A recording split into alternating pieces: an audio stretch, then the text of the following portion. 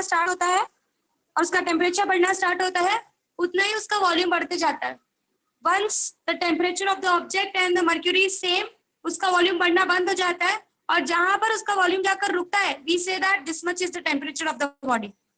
सो since mercury का जो volume है वो बहुत ही सेंसिटिव है आपके टेम्परेचर को, इसीलिए उसको थर्मोमीटर में यूज किया जाता है। नाउ ऐसे ही आपका जो रेजिस्टेंस होता है किसी भी सब्सटेंस का, वो भी टेम्परेचर को काफी सेंसिटिव होता है। सो हम लोग रेजिस्टेंस की भी प्रॉपर्टी को यूज करके नए नए तरीके के थर्मोमीटर्स बनाते हैं या नए नए तरीके के टेम्परेचर सेंसिंग डिवाइसेस बनाते हैं। सो ऐसे ही जब हम वॉल्यूम, रेजिस्टेंस, प्रेशर, ये सारी प्रॉपर्टीज को यूज करके टेम्परेचर मेजर करते हैं, we say that this properties are thermometric properties. समझ में आया मैंने क्या कहा? समझा? Yes.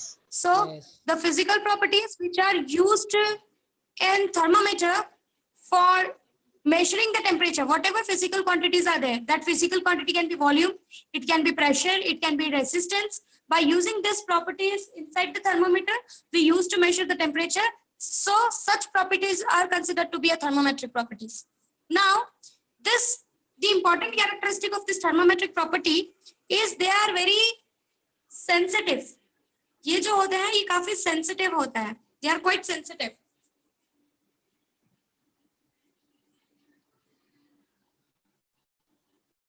They are quite sensitive. So since they are quite sensitive, तो इनकी एक्यूरेसी भी काफी अच्छी होती है मेजरमेंट करने की। Okay, now let P1 and P2 be the thermometric properties. P1 and P2 be two values of thermometric property. It can be volume. P1 P2 just ऐसे नाम दिया है, P1 P2 इसका मतलब ये नहीं कि ये प्रेशर है, मैंने जस्ट एक अल्फाबेट इंडिकेशन में दिया है कि P1 और P2 को, हेलो आवाज आ रही है? आ रही है मैम। Yes, Yes, हम आ रही है। Okay, so P1 and P2 ये दो थर्मोमेट्रिक प्रॉपर्टीज है। P1 और P2 जस्ट अल्फाबेट लिया है मैंने। This thermometric properties can be volume also, it can be resistance also, R1 R2 भी हो सकता है, V1 V2 भी हो सकता है, P1 P2, मैंने just एक अल्फाबेट लिया है। That P1 and P2 with two thermometric properties का value at ice point, P1 is at ice point and P2 is at steam point. P2 जो है वो steam point पे है। ओके, अब अगर मुझे let PT be the value of thermometric property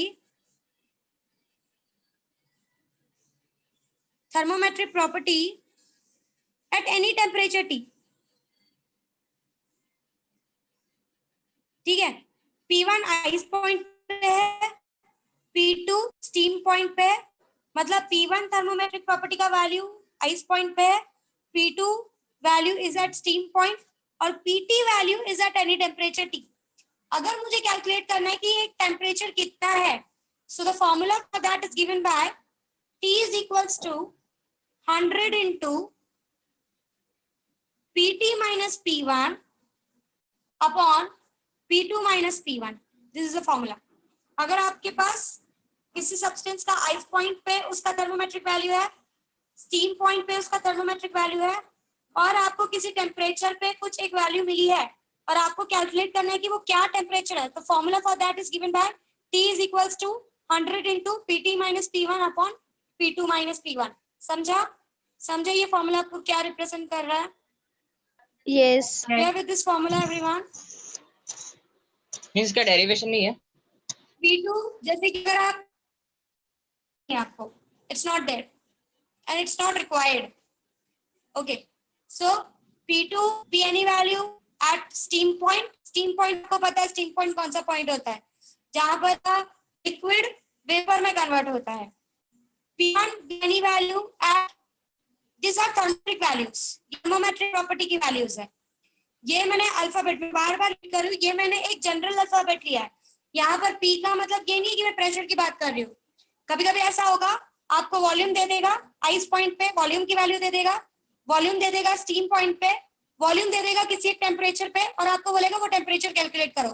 तो स्टीम पॉइंट का वॉल्यूम यहाँ डालना है, आइस पॉइंट का वॉल्यूम यहाँ डालना है, आइस पॉइंट का वॉल्यूम यहाँ डालना है और किसी भी टेम्परेचर पे जो वॉल्यूम है वो यहाँ डालना है, तो आपको टेम्परेचर मिल जाएगा। समझ में आया आपको कैसे यूज करना है ये फॉर्मूला? समझा एवरीवन? Yes. Yes.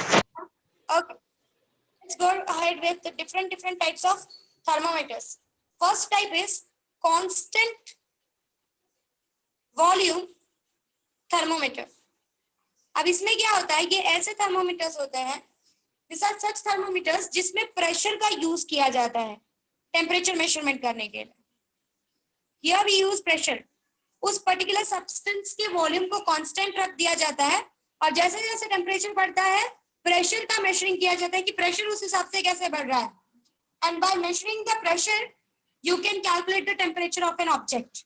सो वहां पर जैसे मैंने आपको मर्क्यूरी का एग्जांपल बताया था, तो मर्क्यूरी में प्रेशर कांस्टेंट होता है, वॉल्यूम बढ़ाया जाता है, उसमें वॉल्यूम बढ़ता है। यहाँ पर प्रेशर, यहाँ पर वॉल्यूम को कांस्टेंट रख दिया जाता है और प्रेशर इंक्रीज किया जाता है और प्रेशर का मेजरमेंट आपको बताता है कि उस पर्टिकुलर सब्सटेंस का टेम्परेचर कितना है। सो ऐसे थर्मोमीटर को कांस्टेंट वॉल्यूम थर्मोमीटर बोलते हैं। समझ में आया मैंने क्या कहा? समझा? समझा व्हाट इज सेड एवरीवन? से यस और नो? Yes, ma'am. समझा what is constant volume thermometer? Yes, ma'am. Yes, ma'am. Here we keep the volume constant and we check the change in pressure with respect to temperature. And by checking the pressure or by calculating the pressure, we come to the temperature of the object. यहाँ पर volume को constant रोक दिया जाता है। Such thermometers are called as constant volume gas thermometers. इनको नाम दिया जाता है constant volume gas thermometers. ये थर्मोमीटर्स जो होते हैं ये काफी बल्की होते हैं। बल्की मीन्स इनका साइज काफी बड़ा होता है। They are bulky thermometers. इनको बहुत जगह पर यूज नहीं किया जाता जल्दी क्योंकि इनका साइज कुछ ज्यादा बड़ा होता है और इनको मेंटेन करना काफी हैवी होता है। Next one is liquid in glass thermometer. Liquid in glass thermometer, this thermometer is your mercury वाला थर्मोमीटर जो नॉर्मली आप देखते हो, उसमें ग्लास के अंदर लिक्विड डाला जाता है। ऐसे थर्मोमीटर्स में जैसे जैसे टेम्परेचर बढ़ता है उनका वॉल्यूम चेंज होता है, वॉल्यूम चेंजेस। जैसे कि आपका mercury one is the mercury वाला जो थर्मोमीटर है that is liquid in glass thermometer. Liquid को glass, mercury is in liquid state, you know this. So mercury को ग्लास के अंदर डाल दिया जाता है, ऊपर मार्किंग कर दी जाती है, जैसे जैसे उसका टेम्परेचर बढ़ता है उसका वॉल्यूम चेंज होता जाता है। Hope you are clear what I am trying to से।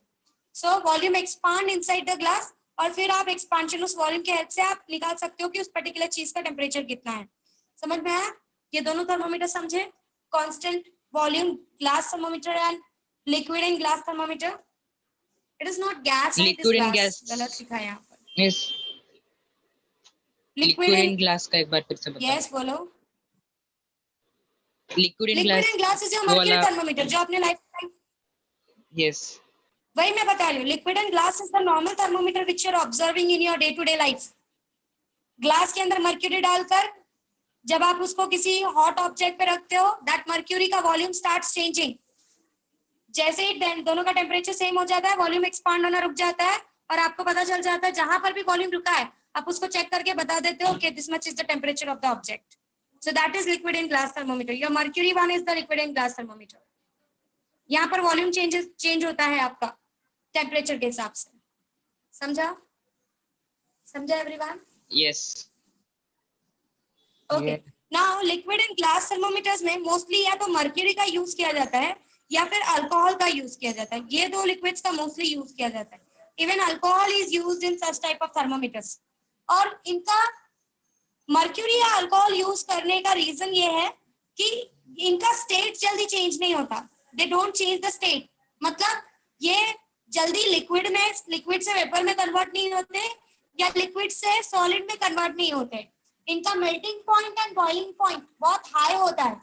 मर्क्यूरी का melting point is at -39 degree Celsius. Mercury जो है -39 डिग्री सेल्सियस पे ये फ्रीज होता है। Melting point is at -39 degree Celsius या freezing point is at -39 degree Celsius. और जो बॉइलिंग पॉइंट है मर्क्यूरी का दैट इज 357 डिग्री सेल्सियस। ये -39 पे फ्रीज होता है और 357 पे ये बॉईल होता है, तो रेंज काफी बड़ा है, इसके बीच में ये लिक्विड स्टेट में रहता है। तो सिंस इसका रेंज काफी बड़ा है इसलिए मर्क्यूरी का यूज किया जाता है। सेम आपके अल्कोहल का भी है, अल्कोहल का freezing point is 115 degree Celsius and boiling point is 78 degree Celsius. So these are the two values for mercury and alcohol, और इनका रेंज काफी बड़ा है, इस पूरे रेंज में ये लिक्विड स्टेट में रहते हैं, इसीलिए लिक्विड इन ग्लास थर्मोमीटर्स में मोस्टली मर्क्यूरी का यूज किया जाता है या फिर अल्कोहल का यूज किया जाता है। समझ में आया मैंने क्या समझाया? दोनों थर्मोमीटर समझे? Constant volume glass thermometer and liquid in glass thermometer. Are you clear everyone? Yes. अगर आपको किसी ने बोला कि कांस्टेंट वॉल्यूम में कौन सी थर्मोमेट्रिक प्रॉपर्टी यूज की जाती है, तो आप बोलोगे वहां पर प्रेशर का यूज किया जाता है। अगर आपको किसी ने बोला लिक्विड इन ग्लास थर्मोमीटर में कौन सी प्रॉपर्टी यूज की जाती है, तो कौन सी प्रॉपर्टी यूज की जाती है बताओ जरा? Volume. Which property is used? Volume. Volume. Volume change. Yes, yes. Now, the next one is thermochromic thermometer. This thermochromic thermometer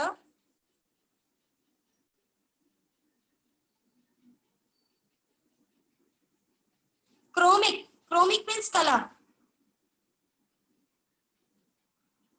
thermochromic thermometers ऐसे होते हैं, इनका जब टेम्परेचर चेंज होता है तो इनका कलर चेंज होता है, they change their colour according to the temperature, इसीलिए इनको थर्मोक्रोमिक थर्मोमीटर बोला जाता है।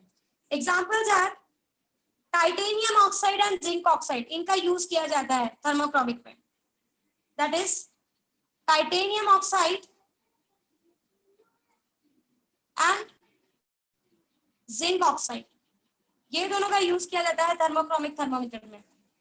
They change their colour when they are heated, जब उनका टेम्परेचर चेंज होता है तो वो अपना कलर चेंज करता है। सो थर्मोक्रोमिक थर्मोमीटर में colour is the property which is used and the chemicals which are used are titanium oxide and zinc oxide. Clear with the part what is thermochromic thermometer? Miss एक बार फिर से repeat करो ना। Thermochromic is जब उसका temperature change होता है तो वो अपना कलर चेंज करता है, सो वहां पर वो अपने कलर चेंज करने की प्रॉपर्टी को यूज करता है फॉर मेजरिंग द टेम्परेचर, और वहां पर जो केमिकल्स उसमें डाले जाते हैं that is titanium oxide and zinc oxide. समझा? Yes. Yes. Yes. Okay. Normally ये व्हाइट कलर क्या होते हैं रूम टेम्परेचर पे, पर जब आप उसको गर्म करना स्टार्ट करते हो तो ये येलो कलर में टर्न होना स्टार्ट हो जाता है, and then according to the temperature they changes the temperature according to the given heat amount. Okay, but normally at room temperature they are white in color. समझा what is thermochromic? Volume constant, liquid in glass, thermochromic, ये तीनों clear है आपको? Everyone is clear? Yes. Okay. Yes. Okay. Let's move ahead with the next thermocouple thermometer or thermocouple device.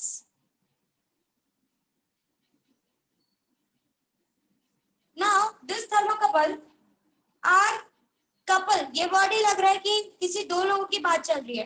So thermocouple में क्या किया जाता है, दो अलग अलग मटेरियल्स को या दो अलग अलग मेटल्स को ज्वाइन करवा दिया जाता है, और जहां पर वो ज्वाइन करते हैं this is called as junction, इसको जंक्शन बोला जाता है। ओके, दो अलग अलग मटेरियल्स को ज्वाइन करवाकर जंक्शन क्रिएट किया जाता है। There is created a junction between the two metals और एलॉयज, दो अलग अलग मटेरियल्स को यूज करके एक जंक्शन जहां पर ये दोनों मीट करते हैं उसका जंक्शन बनाया जाता है। नाउ फॉर एग्जांपल एक साइड में कॉपर यूज कर लिया, एक साइड में आयरन यूज कर लिया। अब आपको पता है कॉपर और आयरन दोनों का स्पेसिफिक हीट अलग अलग है, both have different specific heat. अगर आपने हीट करना स्टार्ट किया तो इसका टेम्परेचर और इसका टेम्परेचर अलग अलग होगा, they both will have different temperatures. Okay, when they both will have different temperatures, दोनों साइड में जो पोटेंशियल होगा वो अलग अलग होगा, क्योंकि टेम्परेचर के हिसाब से you can change the potential. अब पोटेंशियल अलग अलग होगा तो आपको पता है when there is a difference in the potential, वहां पर EMF क्रिएट हो जाता है, that is electromotive force, which is I am talking in the terms of potential। यहाँ पर EMF क्रिएट हो जाता है, और उस EMF के हेल्प से, अब ये एग्जैक्टली EMF क्या है ये मैंने आपको करंट में बताया होगा शायद, what is electromotive Yes. force, correct? So जब यहाँ पर टेम्परेचर डिफरेंस एग्जिस्ट होता है तो वहां पर ईएमएफ जनरेट हो जाता है, और जब ईएमएफ जनरेट हो जाता है तो उस ईएमएफ को मेजर करके किसी भी ऑब्जेक्ट का कितना टेम्परेचर है वो कैलकुलेट किया जाता है। सो ऐसे थर्मोकपल में EMF is the thermometric property जिसका यूज करके टेम्परेचर का मेजरमेंट किया जाता है। समझा मैंने क्या कहा? समझा व्हाट आई सेड? थर्मोकपल वापस रिपीट कर रही हूँ, ध्यान से सुनो। दो अलग अलग मेटल्स या अलॉयज को ज्वाइन करवाया जाता है, जंक्शन क्रिएट किया जाता है। जंक्शन क्रिएट करने के बाद जब आप एक हीट देना स्टार्ट करते हो, दोनों का स्पेसिफिक हीट अलग अलग है, सो दोनों के बीच में जो टेम्परेचर डिफरेंस आएगा वो अलग अलग आएगा। अब टेम्परेचर डिफरेंस अलग अलग आने की वजह से इसके अंदर भी फ्री इलेक्ट्रॉन्स है, इसके अंदर भी फ्री इलेक्ट्रॉन्स है। अब इनके बीच में इलेक्ट्रोमोटिव फोर्स जनरेट होगा। आपको पता है व्हाट इज ईएमएफ? ईएमएफ का मतलब क्या आपको, आप जानते हो ये बात। बैटरी के अंदर ईएमएफ आपके चार्जेस को एक पॉइंट से दूसरे पॉइंट पे नेगेटिव से वापस पॉजिटिव ले जाने के लिए काम करता है। सो वही ईएमएफ टेम्परेचर डिफरेंस होने की वजह से यहाँ पर भी जनरेट होता है, और उसी ईएमएफ की प्रॉपर्टी को यूज करके कितना ईएमएफ जनरेट हुआ है by making the temperature difference, कितना ईएमएफ जनरेट हुआ है उस ईएमएफ की प्रॉपर्टी का के हेल्प से हम टेम्परेचर कैलकुलेट करते हैं कि इस टेम्परेचर पे इतना ईएमएफ जनरेट हुआ, इस टेम्परेचर पे इतना ईएमएफ जनरेट हुआ। एक बात हमेशा आपको याद रखनी है, see EMF can be generated with the help of temperature also. आपको सिर्फ किसी तरीके से पोटेंशियल डिफरेंस क्रिएट करना है, ईएमएफ विल बी जनरेटेड। अगर दोनों के बीच में डिफरेंस जनरेट हो गया सो ईएमएफ इज जनरेटेड। ठीक है, समझा थर्मोकपल किस पे काम करता है? समझा what everyone? So in thermocouple, electromotive force, that is EMF, is the thermometric property which is used EMF का measurement करके आप temperature निकाल सकते हो कि उस particular object का temperature कितना है। Okay, this was about the thermocouple. The last one is the thermistor. ये सबसे अच्छा डिवाइस होता है, इसको मोस्ट ऑफ द प्लेसेस पे यूज किया जाता है क्योंकि ये काफी ज्यादा सेंसिटिव होता है टेम्परेचर को। मतलब अगर आपने हल्का सा भी चेंजेस लाया तो थर्मिस्टर आपको फटाक से बता देगा। थोड़े ऊपर के जो डिवाइसेस है ऊपर नीचे हो सकते हैं, बट जो थर्मिस्टर है it is too much sensitive, इतना ज्यादा सेंसिटिव होता है कि ये फटाक से अगर हल्का सा भी चेंजेस आपके टेम्परेचर में आया है तो ये कैलकुलेट करके बता देता है। थर्मिस्टर में जो थर्मोमेट्रिक प्रॉपर्टी यूज की जाती है that is resistance, because in ohmic substances and in other substances also there is a relation between resistance and temperature. So in the thermistor resistance का changes measure करके temperature measure किया जाता है कि कितना temperature change हुआ है, and it is the most sensitive device. सबसे sensitive यही है, इसको बहुत सारी बड़ी बड़ी जगहों पर यूज किया जाता है थर्मिस्टर्स को। आप अगर हायर स्टैंडर्ड में कभी जाकर फिजिक्स से रिलेटेड कुछ पढ़ते हो तो वहां पर आप थर्मिस्टर पे एक्सपेरिमेंट्स भी करते हो। So this was all about the different materials or different instruments which are used for measuring the temperature. Constant volume thermometer, liquid in glass thermometer. Then next one is thermochromic thermometer जहाँ पर color changes होता है। Thermocouple जहाँ पर EMF के changes से, जहाँ पहले जंक्शन क्रिएट किया जाता है, जंक्शन क्रिएट करने की वजह से दो अलग मेटल को ज्वाइन किया जाता है। मेटल ज्वाइन करने की वजह से एक जगह फ्री इलेक्ट्रॉन ज्यादा होते हैं, एक जगह कम होता है। जैसे हम उनको हीट करते हैं उनके बीच में ईएमएफ जनरेट होता है और चार्जेस एक पॉइंट से दूसरे पॉइंट पे ट्रांसफर होते हैं। यहाँ पर ईएमएफ के जनरेशन के हेल्प से टेम्परेचर मेजर किया जाता है। And the last one is thermistor जिसमें रेजिस्टेंस को यूज किया जाता है for measuring the temperature. So thermistor is a device जिसके अंदर thermometric property is resistance, and this one is the most कैसे यूज किया जाता है रेजिस्टेंस? सिंपल है, आपका जो थर्मिस्टर है आप जब उसमें हीट टेम्परेचर पास होता है, जब उसके अंदर हीट पास होता है सॉरी और टेम्परेचर चेंजेस आता है तो उसका रेजिस्टेंस वेरी करना स्टार्ट हो जाता है। आपका जो रेजिस्टेंस, सिंपल सा फंड है, आपको ये बात पता होनी चाहिए कि अगर आपका टेम्परेचर बहुत ज्यादा हाई हो रहा है किसी सब्सटेंस का तो उसके अंदर रेजिस्टेंस बढ़ता जाता है। ओमिक सब्सटेंसेस में रेजिस्टेंस बढ़ता जाता है। क्यों? क्योंकि मॉलिक्यूल जोर जोर से वाइब्रेट होते हैं, तो वो जो भी फ्री चार्जेस है वो एक ही फ्री चार्ज 10 बार एक ही मॉलिक्यूल से टकराता है, यस कोलाइड करता है, तो वो उसको आगे जाने नहीं देता जल्दी। सो जैसे जैसे टेम्परेचर बढ़ता है ओमिक डिवाइसेस में वैसे वैसे रेजिस्टेंस बढ़ता जाता है। Okay, so they are temperature sensitive devices कि अगर आप टेम्परेचर चेंज करोगे तो रेजिस्टेंस में आपको फर्क दिखेगा, और अगर रेजिस्टेंस में फर्क दिखेगा तो इस तरीके से भी देख सकते हो कि कितना रेजिस्टेंस में फर्क दिखा है, उसके हेल्प से आप टेम्परेचर कैलकुलेट कर सकते हो कि कितना टेम्परेचर हुआ है ऑब्जेक्ट का। समझ में आया? Means What I said? Non ohmic material में नहीं और होता। फॉर्मूला तो मैंने आपको बता दिया। नॉन ओमिक मटेरियल का नॉन ओमिक मटेरियल में भी there are also temperature sensitive devices, but वहां पर रेजिस्टेंस का जो ग्राफ है टेम्परेचर के साथ वो थोड़ा अलग है, जो मैं आपको अभी नहीं समझा सकती। नॉन ओमिक डिवाइसेस में तो टेम्परेचर बहुत ही सपोर्टिव काम करता है, रेजिस्टेंस कम होता है उसमें। कम होता है हीट बढ़ाने से। ज्यादा रहता है, बहुत ज्यादा रहता है। Who said this? Who said this? Heat बढ़ाने से रेजिस्टेंस ओमिक सब्सटेंसेस में कम होता है। Who said this? Non ohmic में ऐसा नहीं होता, नॉन ओमिक में कम होता है, करेक्ट है। Non ohmic support, non ohmic में टेम्परेचर सपोर्ट करता है। नॉन ओमिक सब्सटेंसेस जैसे कि आपके सेमीकंडक्टर्स हो गए, semiconductors are different devices, semiconductors की बात ही अलग है। आपके आज के जितने भी इलेक्ट्रॉनिक डिवाइसेस है वो नॉन ओमिक सब्सटेंसेस से बनाए जाते हैं, क्योंकि वहां पर टेम्परेचर बढ़ने से चीजें और सपोर्टिव हो जाती है। तो उनकी बात मैं कर ही नहीं रही हूँ, I am talking about ohmic devices. मैं आपसे नॉन ओमिक की बात ही नहीं करूंगी, क्योंकि नॉन ओमिक के बारे में आपको अभी कुछ नहीं पता है। Non ohmic devices are your semiconductor devices. हालांकि नॉन ओमिक का यूज भी थर्मिस्टर बनाने में किया जाता है, they are used there. So non-ohmic substances are also used for making or measuring the temperatures, because they are also there is a relation between the temperature and the resistance in non-ohmic devices also. But I am not talking about non-ohmic now. मैं नहीं बात कर रही हूँ, ठीक है? So this was the part. Hope everyone is clear till now. हालांकि thermistor बनाने के लिए यूज करते हैं, नॉन ओमिक का भी यूज किया जा सकता है। सी एक बात समझो, थर्मोमेट्रिक प्रॉपर्टी का मतलब क्या है? थर्मोमेट्रिक प्रॉपर्टी का मतलब क्या है कि अगर आपके पास रिलेशन है टेम्परेचर और रेजिस्टेंस के बीच में जो अच्छे से फॉलो हो रहा है, आपने अगर उस थर्मोमेट्रिक प्रॉपर्टी का चेंजेस लेकर टेम्परेचर आप मेजर कर पा रहे हो, means you can make a device which can measure the temperature. That's all. समझ में आ रहा है what is thermometric property? आज सबको क्लियर हुआ सारे types? Yes, ma'am. Should I move ahead? Yes. यहाँ तक किसी को कोई डाउट Yes. पूछ लो, No. अदरवाइज आगे बढ़ते हैं। Yes. आगे बढ़े? Yes. ठीक है, let's move ahead with ideal gas. इसके बारे में आपने शायद केमिस्ट्री में पढ़ा होगा। Yes. States of matter. Yes. Ideal gas and Yes. absolute zero temperature, इसके इन दोनों के बारे में हम जरा डिस्कस करेंगे अच्छे से कि आइडियल गैस और एब्सोल्यूट जीरो टेम्परेचर क्या है।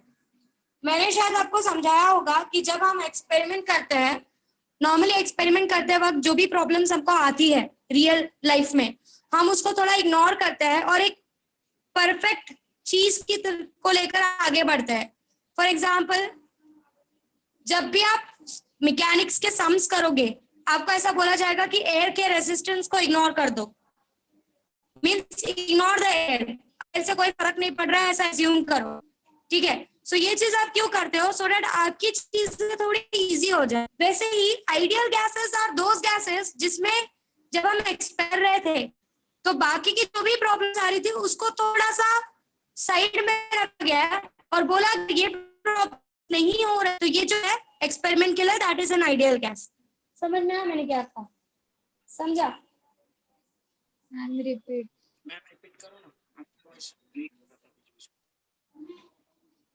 बोलो बोलो, आई एम लिसनिंग। Repeat कीजिए ना मैम। हाँ करती हूँ। बाकी कोई कुछ बोल रहा था?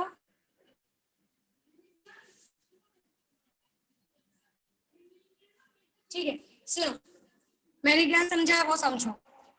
मैंने कहा आइडियल गैस, ये आप कब हो, अलग गैस एग्जिस्ट नहीं करती, ideal gas don't exist.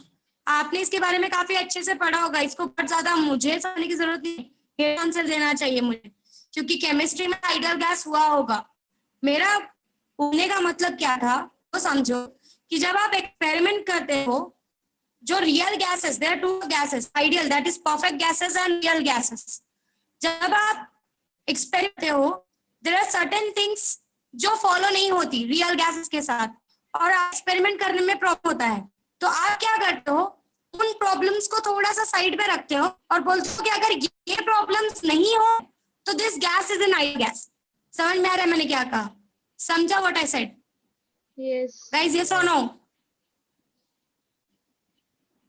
Yes. For example, Repeat one. अगर आपको एक पर्सन को आइडियल बोलना है तो आप क्या बोलते हो? अगर आपको एक पर्सन को कि दिस पर्सन आइडियल पर्सन, तो आप क्या Quality बोलते हो? अच्छी ये होनी पर्सन झूठ नहीं बोलता, ये पर्सन हमेशा सच का सारी साथ क्वालिटी देता है. अच्छी होनी चाहिए. यस, उसकी क्वालिटीज अच्छी होनी चाहिए, सारी क्वालिटीज अच्छी होनी चाहिए. पर आपको ये बात पता है कि कोई भी पर्सन ऐसा नहीं है इस वर्ल्ड में जो परफेक्टली आइडियल हो, ठीक है? बट स्टिल आप बोलते हो कि अगर ये क्वांटिटीज को हम इग्नोर कर दे, so we can say that this particular person is an ideal person. समझ में आ रहा है? समझ में आ रहा है मैं क्या कह रही हूँ? Yes, yes. Yes. Ideal gas ऐसा हालांकि रियल लाइफ में कुछ एग्जिस्ट नहीं करता कि जो चीजें हम इग्नोर कर रहे हैं उसको पूरी तरीके से इग्नोर की जाए, ऐसा पॉसिबल नहीं है. बट सिंस हम अपना एक्सपेरिमेंट अभी स्टार्ट कर रहे हैं तो हमको कुछ बेसिक्स से स्टार्ट करना होगा. हम सीधा अगर कॉम्प्लिकेटेड पकड़ेंगे तो हमको भी ना हमारा कोई रिजल्ट आएगा, ना हम किसी सोल्यूशन तक पहुंचेंगे. सो इसीलिए when you start with an experiment और when you start with some research, normally आप करते हो पहले आप सिंपल चीज को पकड़ते हो, फिर आप धीरे धीरे आप बोलते हो अच्छा ये प्रॉब्लम हो रही है, इस प्रॉब्लम से क्या इफेक्ट आ रहा है वो आप मेजर करने की कोशिश करते हो. सो जो भी प्रॉब्लम्स आती है मेजर करके आप ये निकालते हो कि मैंने जो चीजें इग्नोर की है वो बहुत ज्यादा मतलब नेग्लिजिबल है या नहीं. कुछ समझ में आ रहा है मैंने क्या कहा? समझ आया ना? तो Yes. आइडियल गैसेस जैसा रियल लाइफ में कुछ एग्जिस्ट नहीं करता, but for our convenience first we will go ahead with ideal gas only. अब आइडियल गैस को डिफाइन कैसे किया जाता है? आइडियल गैसेस नॉर्मली उन गैसेस को बोला जाता है जो सारे गैस लॉ को फॉलो करते हो. They should follow gas law. There are different gas laws, 2 to 3 gas laws है. जो भी गैस इन गैस लॉ को पूरी से फॉलो करती है उन गैसेस को हम आइडियल गैसेस बोलते हैं. समझ में आया व्हाट इज आइडियल गैस? समझा डेफिनेशन क्या है? Ideal gases are those gases जो जितनी भी गैस लॉज हैं वो सारी गैस लॉ को आपका वो गैस पर्टिकुलरली वो जो गैस है वो फॉलो करता है. समझ में आया मैंने क्या कहा? समझा? हाँ या ना? गाइस बोलो, मुझे नहीं पता चलेगा आपको समझा कि नहीं समझा. Yes, ma'am. Yes, ma'am. Okay. Yes, ma'am. Now, एक शॉर्टकट में पहले बताती हूँ क्या ऑब्जर्व किया गया है आइडियल गैस के लिए. कब किसी गैस को आइडियल बोला जाएगा? व्हेन अगर समझो आपके गैस को डिफाइन करने के लिए नॉर्मली ये 4 क्वांटिटीज का यूज किया जाता है. Pressure, volume, texture, of moles. ये 4 चीजों का यूज किया जाता है. नंबर ऑफ मोल्स तो आपके हाथ में है. क्या आपके हाथ में होता है कि आप कितने नंबर ऑफ मोल्स के साथ एक्सपेरिमेंट कर रहे हो. अब बच्चा ये थी प्रेशर, वॉल्यूम, टेम्परेचर. होता क्या है अगर समझो आपने वॉल्यूम को कांस्टेंट रखा, if you keep the volume constant, अगर आपने कांस्टेंट रखा और कोई गैस ऐसी है जो वॉल्यूम कांस्टेंट रखने पर प्रेशर, उसका pressure is directly proportional temperature. अगर वॉल्यूम कांस्टेंट रख रहे हैं तो उसका प्रेशर जो टेम्परेचर डायरेक्टली प्रोपोर्शनल होता है.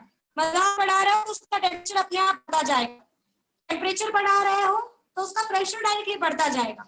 सो अगर जो गैस कांस्टेंट वॉल्यूम रखने पर प्रेशर बढ़ाने पर प्रेशर बढ़ाती है, ऐसे गैस को हम आइडियल गैसेस में से मानते हैं. This is one of the law, this is one of gas law. ये एक गैस लॉ में आता है. नेक्स्ट, या तो अगर आपने प्रेशर कांस्टेंट रखा, if you keep the pressure constant, और आपने ये रिलेशन ऑब्जर्व किया आपके गैस के बीच में, that volume is directly proportional to temperature. Volume constant रखा तो pressure is directly proportional to temperature. Pressure constant रखा तो volume is directly proportional to temperature. This is all another gas law.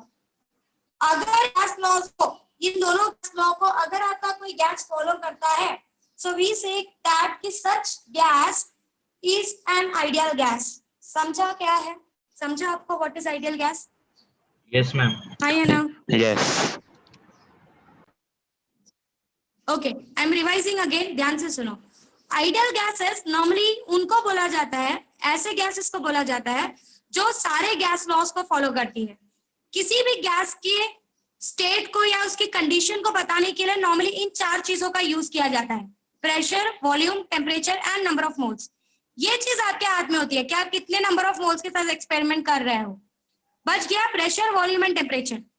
पहला गैस लॉ के हिसाब से अगर आपने वॉल्यूम कांस्टेंट रखा तो अगर आपका गैस वॉल्यूम कांस्टेंट रखने पर pressure directly proportional to temperature दिखा रहा है, मतलब अगर आप टेम्परेचर बढ़ा रहे हो, वॉल्यूम आपने कांस्टेंट रखा है, तो प्रेशर बढ़ता जा रहा है, तो ऐसे गैसेस को नॉर्मली आइडियल गैसेस में कंसीडर किया जाता है।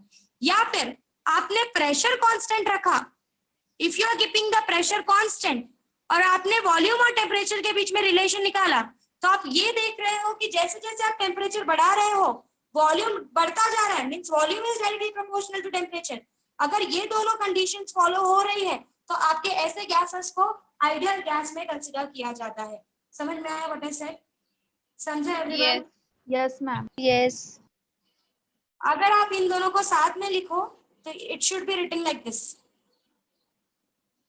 PV is directly proportional to T. This is the mathematical way of writing the law.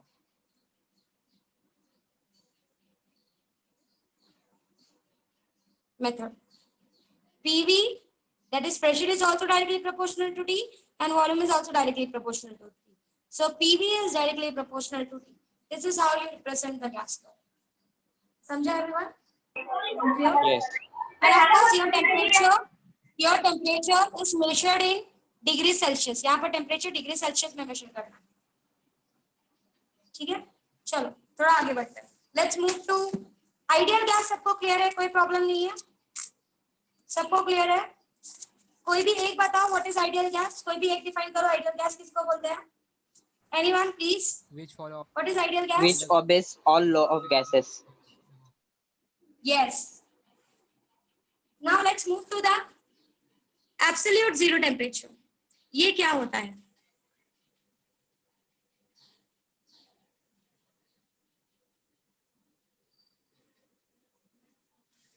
Now absolute zero temperature, let's draw one graph. मैंने आपको जब बताया था कि आपका जो नॉर्मल पहले जब एक्सपेरिमेंट्स वगैरह स्टार्ट हुए तो आपके पास 2 स्केल्स थे जिसमें मेजरमेंट किया जाता था, that is degree Celsius and Fahrenheit. Kelvin थोड़ा बाद में डिस्कवर हुआ है, केल्विन पहले डिस्कवर नहीं हुआ है, केल्विन काफी टाइम बाद डिस्कवर हुआ है। तो earlier it was degree Celsius and Fahrenheit, और ये दोनों नेगेटिव में भी चलते हैं, मतलब they are used for negative scales also, they are used in negative side also. Kelvin जो होता है वो 0 से स्टार्ट होता है। So let's draw a graph of pressure versus volume.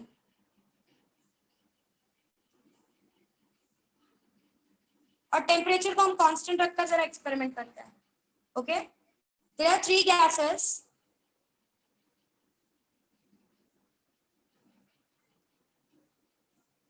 Gas A, sorry इसको सी लेते हैं, gas A, gas B and gas C. This is minus 273.15 degrees Celsius. Okay, now this part is 0. This is not pressure versus volume, sorry. This is temperature versus volume. Temperature versus pressure. First take temperature versus pressure. ठीक है? तो हमने यहाँ पर volume को constant रखा हुआ है। So this is the 3 graphs. These are the 3 gases, gas A, gas B, gas C. Pressure versus temperature का ग्राफ बना रहा है 0, 100, 200. I've taken this in degree Celsius. Temperature is in degree Celsius. आप इस temperature को observe करके बताओ आपको सारी चीज, सारे गैस के बारे में क्या पता चल रहा है इस पर्टिकुलर टेम्परेचर पे? What you can observe? Pressure 0 है। at minus प्रेशर जीरो रहता है सब 273.15 क्या है? Pressure 0. Yes. minus 273 So, okay, degrees okay, Celsius. fine.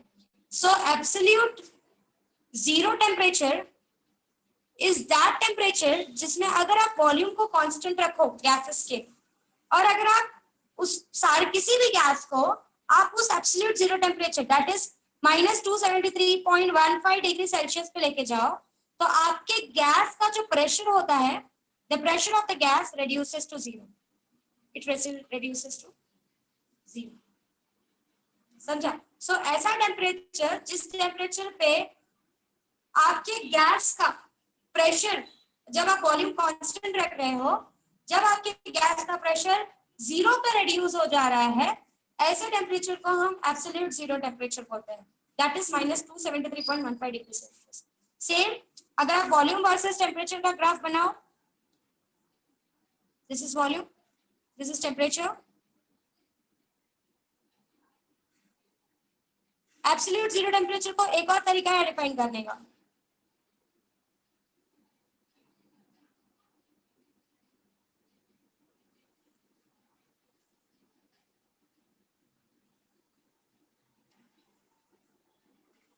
So again, what you can observe is that absolute zero temperature is that temperature when at constant pressure, if you bring the gas at this particular temperature, your volume reduces to volume of that particular ideal gas reduces to zero. 0. समझ में आया? So absolute zero temperatures are those temperatures जिसपे आपका pressure reduces to zero when volume is kept constant, and volume reduces to zero when the pressure is kept Pressure is constant. constant. समझा absolute zero temperature क्या है? Yes, Yes. ma'am. Yes. Yes. Clear with the part? Yes. What is absolute zero temperature?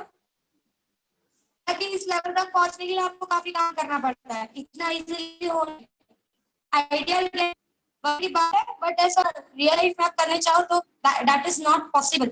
Actually not possible नहीं बोल सकते, but still अभी भी इतना नहीं कर पाए हैं. स्टिल आपको बहुत ज्यादा वर्क डन करना पड़ता है इस चीज को करने के लिए. ठीक है, सो लेट्स मूव अहेड, आगे बढ़ते हैं. अब इन सब चीजों के बाद आपको पता है कि डिग्री सेल्सियस एंड फ़ारेनहाइट के लिए पहले डिस्कवरी थी, उसके बाद केल्विन स्केल की डिस्कवरी हुई. केल्विन स्केल पे ये जो आपका minus 273.15 है, केल्विन स्केल पे वो 0 केल्विन होता है. 0. इसीलिए, और दूसरा रीजन ये है कि आपका केल्विन स्केल से 0 से स्टार्ट होता है, ओरिजिन से स्टार्ट होता है. इसीलिए केल्विन, अब आगे जाके आप ऑब्जर्व करोगे कि जितने भी डिस्टेंस है केल्विन के साथ आ गया. क्यों? क्योंकि बाकी टेम्परेचर्स जो होते हैं Ma'am, voice break वो ओरिजिन से शुरू नहीं होते, बट केल्विन जो होता है वो, हेलो आवाज आ रही है? Yes. मिस रिपीट आवाज आ रही है आपको? मैम फिर रिपीट से करो ना. repeat करो. रिपीट करो ना. ठीक है, ठीक है, ठीक है, सुनो सुनो सुनो, म्यूट करो खुद को सब लोग. लिसन, इस केल्विन स्केल को एब्सोल्यूट स्केल भी बोला जाता है. क्यों? अब आप ऑब्जर्व करोगे इन द एक्सपेरिमेंट कि केल्विन स्केल में आपके टेम्परेचर्स को लिया है, मतलब बहुत सी जगह होगी जहां पर आपको voice टीचर्स break हो रहा बोलेंगे है. कि अगर आपको टेम्परेचर डिग्री सेल्सियस में, हेलो रुको रुको रुको, मैम आ रही है वॉइस. आवाज आ रही, आवाज आ रही है? Yes, Yes. ma'am. Yes. ठीक है, सुनो. Fine. Kelvin scale is also known as absolute scale. इसको एब्सोल्यूट स्केल बोलने का रीजन क्या है, या आप आगे जाके क्या एक्सपीरियंस करने वाले हो कि ऐसे बहुत से प्लेसेस होंगे जहां पर आपके टीचर्स आपको बोलेंगे कि please what your temperature if given in Celsius convert it into kelvin. ऐसा आपको बोला जाएगा कि कन्वर्ट करो केल्विन में, क्योंकि केल्विन स्केल साइंटिस्ट लोगों के लिए काफी इजी हो गया, सेल्सियस स्केल और फ़ारेनहाइट स्केल ओरिजिन से शुरू नहीं होते, पीछे से शुरू होते हैं। बट जो केल्विन स्केल होता है, 0 Kelvin is your 23.1 minus 23.5 degree Celsius. Okay, so आपका जो केल्विन स्केल होता है वो ओरिजिन से शुरू होता है, इट स्टार्ट्स फ्रॉम ओरिजिन। तो आपका ग्राफ बनाना काफी इजी हो जाता है केल्विन स्केल पे। इसीलिए जितने भी फॉर्मूलास बनाए गए वो सारे फॉर्मूलास केल्विन स्केल को दिमाग में रखकर बनाए गए हैं। They are made in the by keeping in mind the Kelvin scale. अगर आपने केल्विन में कन्वर्ट कर टेम्परेचर यूज नहीं किया तो आपको रॉन्ग आंसर आएगा। तो आपको ये चीज जाननी है कि आपको जब भी आप कोई अप्लाई करो, अगर वहां पर टेम्परेचर का यूज है तो आपको in most of the place आपको वहां पर केल्विन में कन्वर्शन करके ही काम करना है। ओके, नाउ केल्विन स्केल का मेन पार्ट यही है कि इट स्टार्ट्स फ्रॉम 0। जहां पर -270 डिग्री सेल्सियस लिया तो वो यहां से शुरू होता है। केल्विन स्केल 0 से शुरू होता है। मतलब अगर आप केल्विन स्केल का ग्राफ बनाओ तो -273 मतलब 0, तो वो ऐसा ही शुरू होगा। And this one is more easy to, it is more easy to calculate and measure the things. So it is starting from origin, इसलिए इसका यूज बहुत सी जगहों पर किया जाता है। Okay, clear with the part? Yes, ma'am. Yes. Sanjay, what is why we use Kelvin scale mostly? Yes. Okay, now let's move ahead. Let's move ahead and understand triple point. ये कुछ important part है, ये जगह ध्यान से सुनो। Triple point क्या होता है? ट्रिपल पॉइंट बॉडी का वो टेम्परेचर होता है जिस पॉइंट पर आपका सॉलिड, लिक्विड और गैस, ये तीनों चीजें एक दूसरे के साथ इक्विलिब्रियम पे एग्जिस्ट करती है। मतलब वहां पर आपको सॉलिड भी मिलेगा, वहां पे आपको लिक्विड भी मिलेगा और वहां पे आपको गैस भी मिलेगा। सो triple point is that temperature जिस टेम्परेचर पे आपको सॉलिड स्टेट भी देखने के लिए मिलेगा, लिक्विड स्टेट भी देखने, उसी पर्टिकुलर ऑब्जेक्ट का आपको सॉलिड स्टेट भी देखने के लिए मिलेगा, लिक्विड स्टेट भी देखने के लिए मिलेगा और गैसियस स्टेट भी देखने के लिए मिलेगा। This is that temperature at which you will be able to see solid, liquid and gas all together, तीनों को आप देख सकते हो।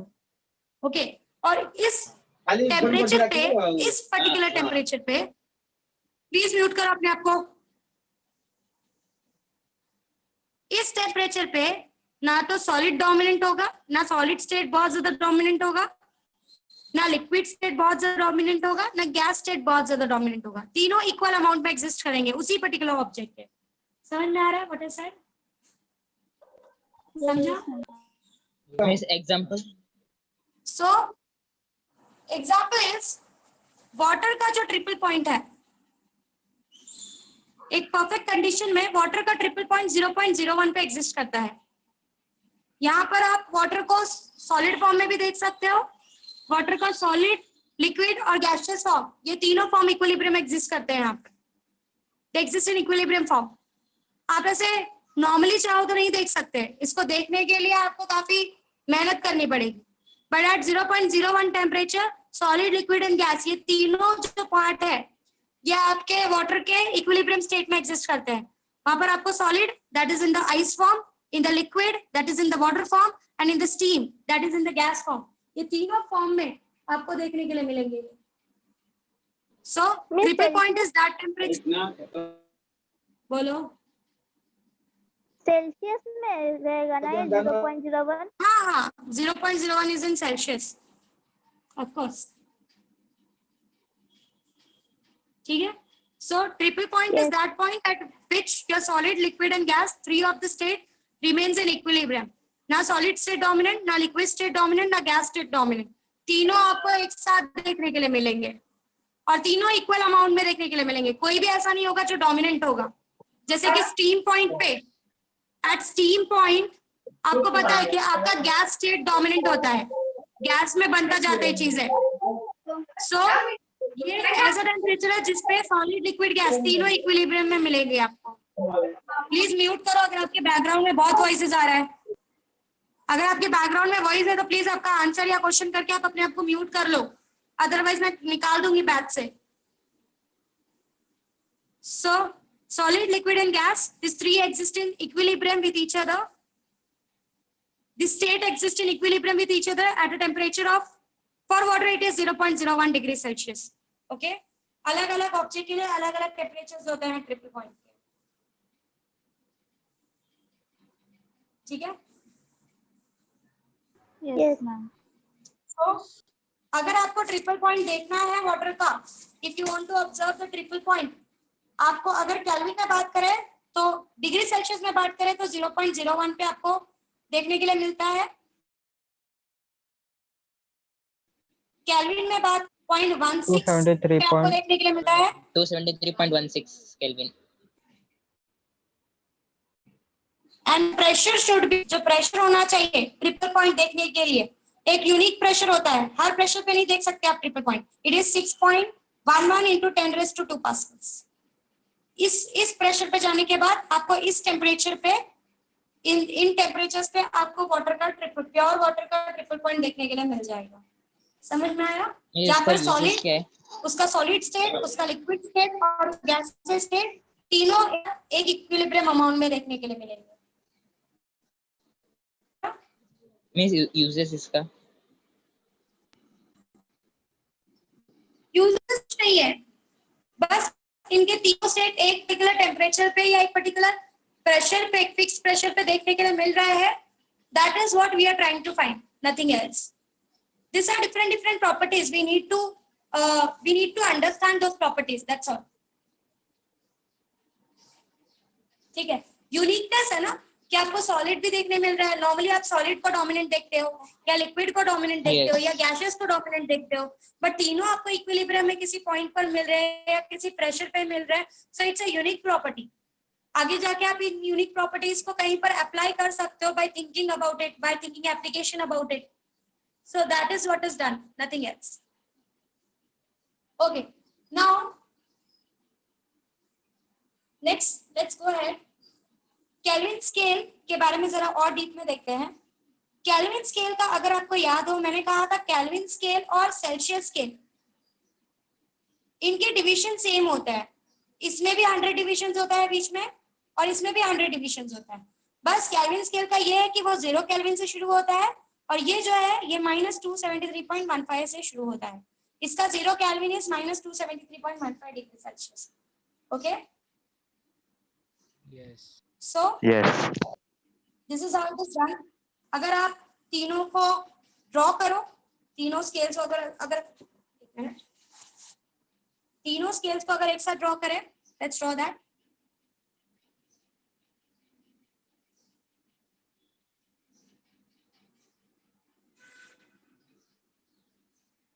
This is Kelvin 1, 0 Kelvin, ice point या ट्रिपल पॉइंट के टर्म बात कर तो 273.16 and the last will be 373.16। यहाँ पर अगर this was in Kelvin, this is in degree Celsius, so it is -273.15 degree Celsius. Triple point is at 0.01 degree Celsius and your steam point is at 100 degrees Celsius. 100. And in this we talk, then this one is 459.67 Fahrenheit. Ice point or triple point is at 32 Kelvin, 32 Fahrenheit, and the steam point is at 212 Fahrenheit. So यहाँ से यहाँ के बीच में there is 100 divisions, यहाँ में there is 100 divisions. So this is how it goes. Okay. Yes. Yes. Yes. Okay. Now, can you define 1 Kelvin by saying this? 1 Kelvin कितना होगा, कितना स्पेस कवर करेगा, बता सकते हो इस थर्मोमीटर में? 1 Kelvin का साइज कितना होता है?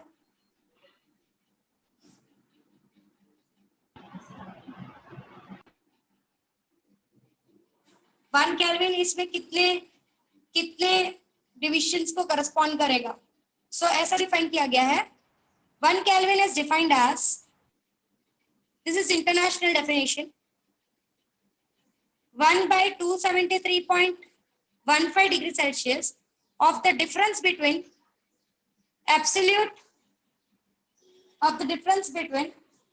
absolute zero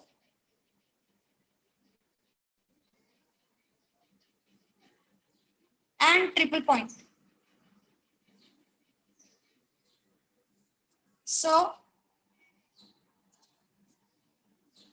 your 1 Kelvin is defined as the difference between absolute zero temperature and the triple point.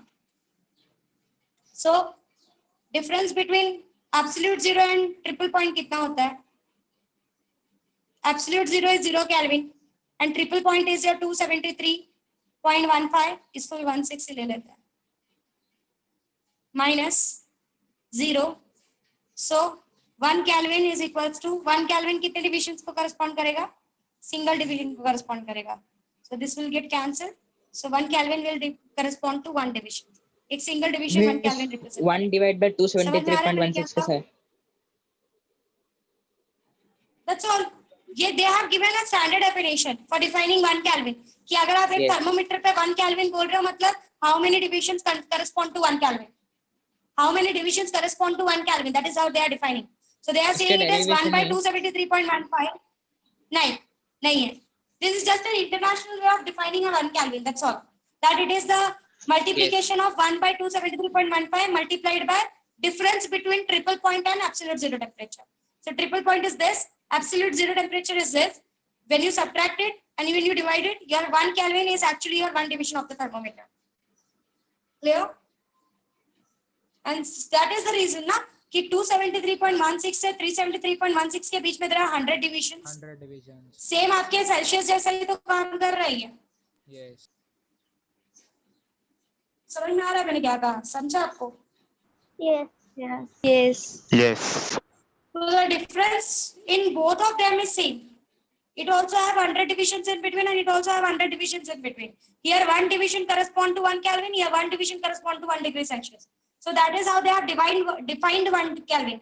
Internationally उन्होंने इस तरीके से define किया है कि 1 Kelvin जो होता है वो 1/273.15 को multiply करके इसका multiple होता है with the difference between triple point and absolute zero point. That's all. So this is how they define that size of 1 Kelvin. Size of 1 Kelvin means division, number of divisions of for 1 Kelvin. Size of 1 Kelvin is defined as 1/273.16 of difference between 1/273.16 of difference between triple point and absolute zero temperature. समझ में आया? So 1 Kelvin corresponds to single division of your thermometer. So total there are 100 divisions between triple point to steam point. समझ में आया? And if I go ahead with the relation, ये relation हमने कल भी देखा था. T/100 equals to TF minus 32 divided by 180 is equals to TK minus 273.15 या 16 ले सकते हो divide by.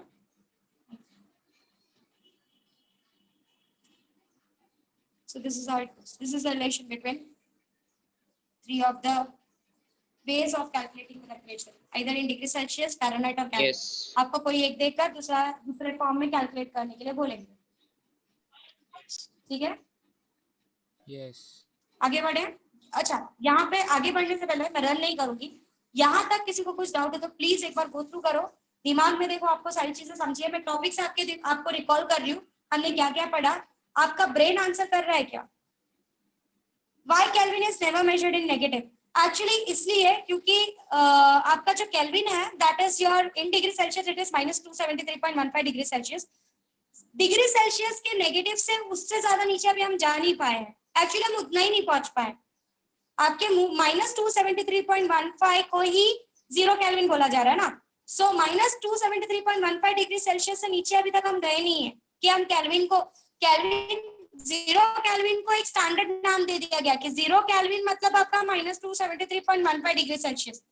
अभी आप -273.15 तक ही नहीं पहुंचे हो, आपका गैस, आप समझ रहे हो, आप ये बात समझने की कोशिश करो, -273.15 पे आपके गैस का प्रेशर 0 हो जाता है या आपका गैस का वॉल्यूम 0 हो जाता है।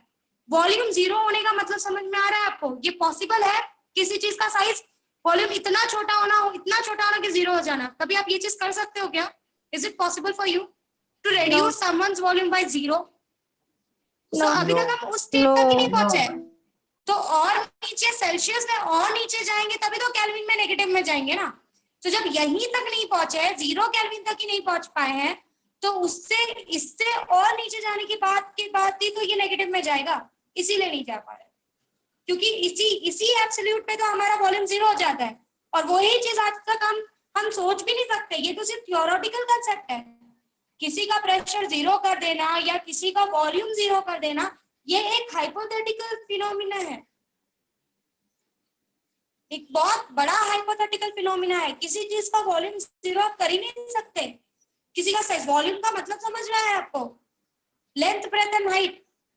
किसी चीज को आप कितना रिड्यूस करोगे कि आपका length height 0? Is it possible for you कि आप किसी का लेंथ या ब्रेथ या हाइट में से कोई एक चीज 0 कर दो? So this 0 kelvin -273.15, this is an hypothetical temperatures. ये पूरा हाइपोथेटिकल टेम्परेचर्स है, यहीं तक आप अचीव नहीं कर पाए तो इसके नीचे जाओगे तभी तो केल्विन में नेगेटिव में जाओगे। समझ में आ रहा है मैंने क्या कहा? केल्विन पे गैस से निकलेगा।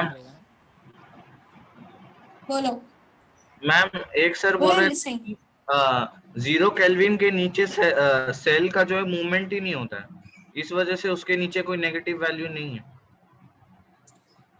देखो, that is what I said कि अभी तक ये चीज देखी नहीं गई है।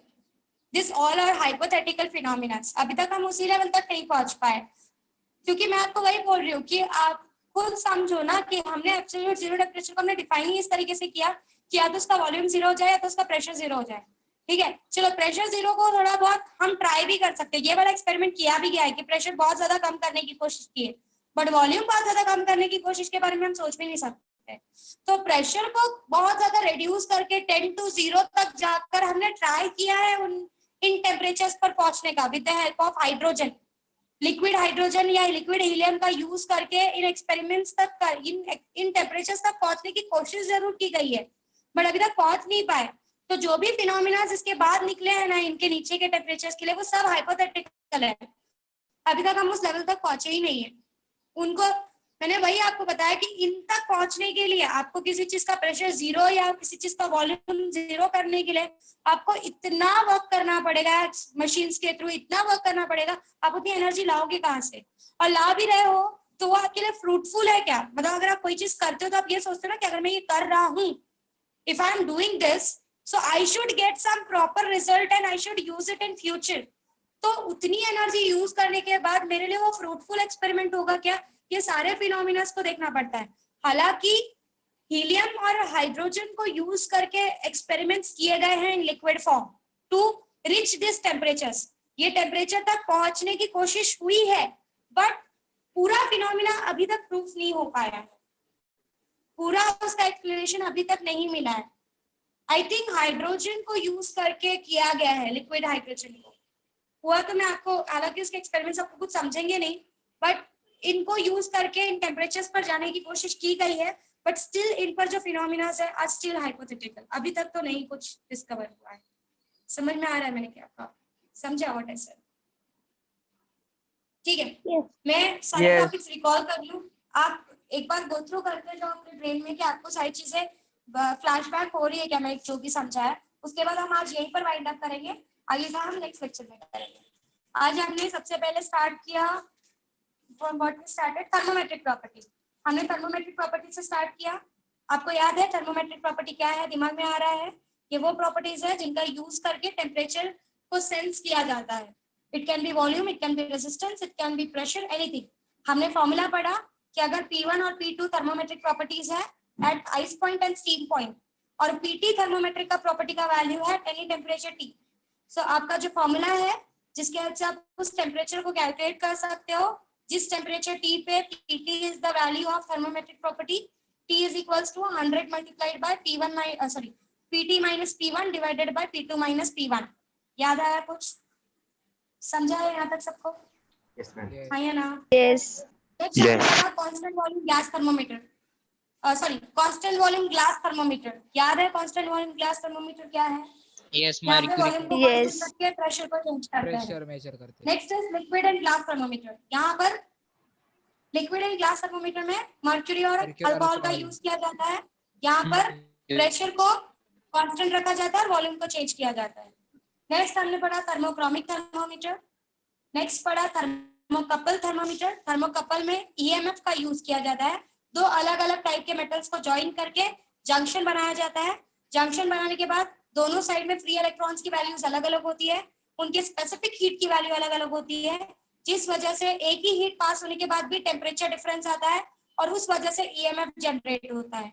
और ईएमएफ जनरेट करके अगर आप ईएमएफ कैलकुलेट करोगे तो आपको पता चल जाएगा कि आपने कितना हीट सप्लाई किया है and what is the temperature. Next is thermistor. Thermistor में resistance as a thermometric property use किया जाता है. It is most sensitive one. उसके बाद हमने आइडियल गैस के बारे में पढ़ा. आइडियल गैस के बारे में हमने ये पढ़ा कि जो गैसेस गैस लॉस को फॉलो करती है उनको हम आइडियल गैसेस बोलते हैं. जैसे कि दो गैस लॉस इंपॉर्टेंट है. अगर मैं नॉर्मली गैस को डिफाइन करने के लिए चार चीजों का यूज होता है: pressure, volume, temperature and moles. Moles आपके हाथ में होता है, प्रेशर, वॉल्यूम, टेम्परेचर आपके हाथ में नहीं होता. प्रेशर आपका ऐसा है कि अगर आपने वॉल्यूम कांस्टेंट रखा तो प्रेशर टेम्परेचर को प्रोपोर्शनल होना चाहिए. अगर आपने प्रेशर कांस्टेंट रखा तो वॉल्यूम टेम्परेचर को प्रोपोर्शनल होना चाहिए. अगर ये चीज आपका गैस फॉलो कर रहा है, PV is directly proportional to T, इसका मतलब ये है कि आपका गैस आइडियल गैस है. फिर हमने एब्सोल्यूट जीरो टेम्परेचर के बारे में डिस्कस किया. ये वो टेम्परेचर होता है जिस टेम्परेचर पे आपका, अगर आपने प्रेशर कांस्टेंट रखा है तो वॉल्यूम जीरो हो जाता है, अगर आपने वॉल्यूम कांस्टेंट रखा है तो प्रेशर जीरो हो जाता है. ये एक ऐसा टेम्परेचर होता है. ऐसे टेम्परेचर्स को हम एब्सोल्यूट जीरो टेम्परेचर बोलते हैं. बाद में हमने केल्विन, सेल्सियस और फ़ारेनहाइट स्केल के बारे में वापस से देखा. केल्विन स्केल का एब्सोल्यूट स्केल भी बोलते हैं क्योंकि केल्विन स्केल ओरिजिन से शुरू होता है. Most of the formulas kelvin scale को दिमाग में रख के बनाया जाता है. उसके बाद हमने ट्रिपल पॉइंट देखा. ये वो टेम्परेचर होता है जिस टेम्परेचर पे सॉलिड, लिक्विड, गैस, ये तीनों आपको एक साथ ये तीनों स्टेट आपको एक साथ देखने के लिए मिलता है. कोई भी स्टेट इनमें डोमिनेंट नहीं होता उस पर्टिकुलर टेम्परेचर पे. बट इस चीज को देखने के लिए एक परफेक्ट प्रेशर का वैल्यू होना जरूरी है. जैसे कि पानी के लिए that pressure is 6.11 into 10⁻² pascal. इस प्रेशर पे आपका पानी 0.01 डिग्री सेल्सियस पे ट्रिपल पॉइंट दिखाता है. देयर वी सॉ कि अगर मुझे 1 केल्विन का साइज चाहिए तो it is how it is defined. 1 Kelvin, size of 1 Kelvin is defined as 1/273.16 of the difference between absolute zero and triple point of water. Next, okay, this was all about, and then we saw the relation between these three. यहाँ तक सबको सब कुछ clear है? कोई problem Yes. नहीं है? Yes. Okay. Yes. We'll wind up here and बाकी का हम next lecture में करेंगे. Bye everyone, take care. Happy Dasara. Happy Dasara.